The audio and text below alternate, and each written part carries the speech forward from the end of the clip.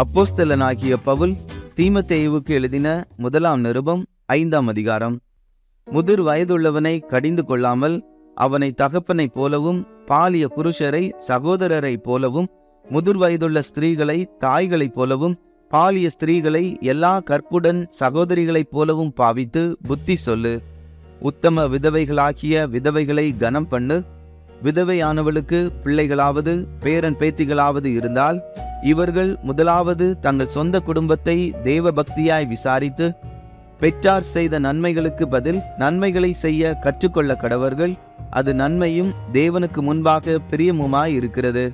உத்தம விதவையாய் இருந்து தனிமையாய் இருக்கிறவள் தேவனிடத்தில் நம்பிக்கை உள்ளவளாய் இரவும் பகலும் வேண்டுதல்களிலும் ஜெபங்களிலும் நிலைத்திருப்பாள். சுகபோகமாய் வாழ்கிறவள் உயிரோடே செத்தவள். அவர்கள் குற்றம் சாட்டப்படாதவர்களாய் இருக்கும்படி இவைகளை கட்டளையிடு. ஒருவன் தன் சொந்த ஜனங்களையும் விசேஷமாக தன் வீட்டாரையும் விசாரியாமல் போனால் அவன் விசுவாசத்தை மறுதலித்தவனும் அவிசுவாசியிலும் கெட்டவனுமாய் இருப்பான். 60 வயதுக்கு குறையாதவளும் ஒரே புருஷனுக்கு மனைவியாய் இருந்தவளுமாகிய பிள்ளைகளை வளர்த்து அந்நியரை உபசரித்து பரிசுத்தவான்களுடைய கால்களை கழுவி உபத்திரவப்படுகிறவர்களுக்கு உதவி செய்து சகலவித நற்கிரியைகளையும் ஜாக்கிரதையாய் நடப்பித்து இவ்விதமாய் நற்கிரியைகளை குறித்து நற்சாட்சி பெற்றவளுமாய் இருந்தால் அப்படிப்பட்ட விதவையையே விதவைகள் கூட்டத்தில் சேர்த்து கொள்ள வேண்டும். இள வயதுள்ள விதவைகளை அதிலே சேர்த்து கொள்ளாதே.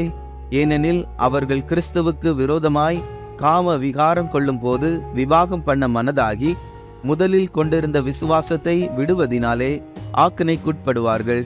அதுவும் அல்லாமல் அவர்கள் சோம்பல் உள்ளவர்களாய் வீடு வீடாய் திரிய பழகுவார்கள். சோம்பல் உள்ளவர்களாய் மாத்திரமல்ல, அலப்புகிறவர்களாயும் வீண் அலுவற்காரிகளாயும் தகாத காரியங்களை பேசுகிறவர்களாயும் இருப்பார்கள்.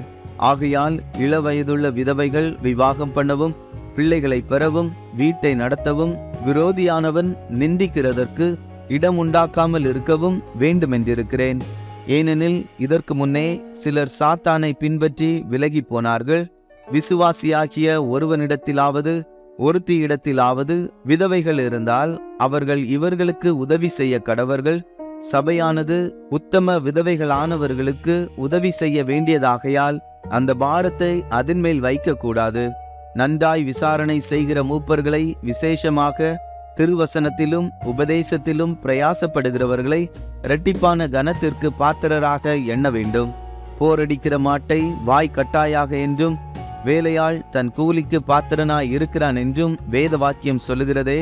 மூப்பனானவனுக்கு விரோதமாக ஒருவன் செய்யும் பிராதை 2-3 சாட்சிகள் இல்லாமல் நீ ஏற்றுக்கொள்ளக்கூடாது. மற்றவர்களுக்கு பயம் உண்டாகும்படி பாவம் செய்தவர்களை எல்லாருக்கும் முன்பாக கடிந்து கொள். நீ பட்சபாதத்தோடே ஒன்றும் செய்யாமலும் விசாரிக்கும் முன் நிர்ணயம் பண்ணாமலும் இவைகளை காத்து நடக்கும்படி தேவனுக்கும் கர்த்தராகிய இயேசு கிறிஸ்துவுக்கும் தெரிந்து கொள்ளப்பட்ட தூதருக்கும் முன்பாக உறுதியாய் கட்டளையிடுகிறேன்.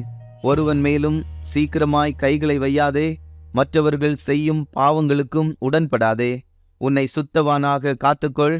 நீ இனிமேல் தண்ணீர் மாத்திரம் குடியாமல் உன் வயிற்றிற்காகவும் உனக்கு அடிக்கடி நேரிடுகிற பலவீனங்களுக்காகவும் கொஞ்சம் திராட்சரசமும் கூட்டிக்கொள். சிலருடைய பாவங்கள் வெளியரங்கமாயிருந்து நியாய தீர்ப்புக்கு முந்திக்கொள்ளும். சிலருடைய பாவங்கள் அவர்களை பின்தொடரும். அப்படியே சிலருடைய நற்கிரியைகளும் வெளியரங்கமாயிருக்கும். அப்படி இராதவைகளும் மறைந்திருக்க மாட்டாது.